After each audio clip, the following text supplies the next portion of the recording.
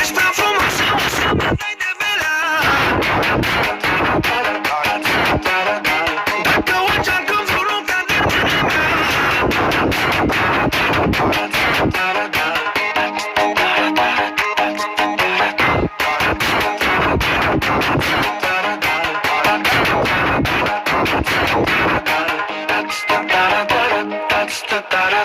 Numărul 1 top, dar pe Insta și pe TikTok. Cereri de prietenie zi de zi câte 1000. Și fac bărbații coadă la picioare să-mi scadă. Niciunul nu s-abține să facă story cu tine.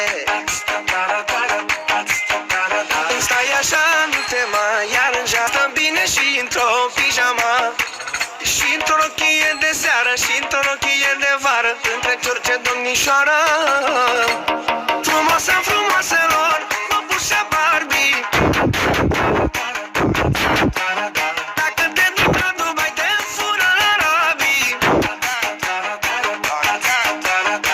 Ești prea frumoasă, o să mă dai de belea.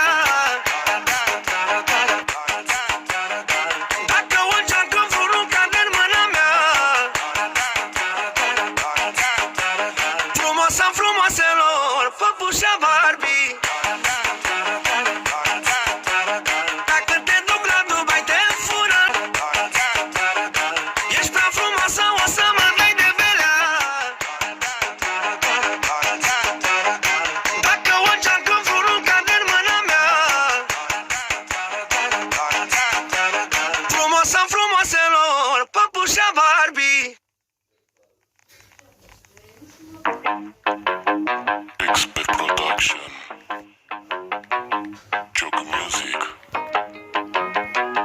Alex Bote. Da, ești belea, belea, ești criminală viața mea.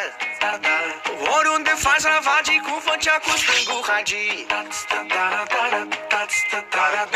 De când erai la școală, nu aveai nicio rivală. Nu te întrecea niciuna, nici atunci, nici acum. Îmi stai așa, nu te mai aranja.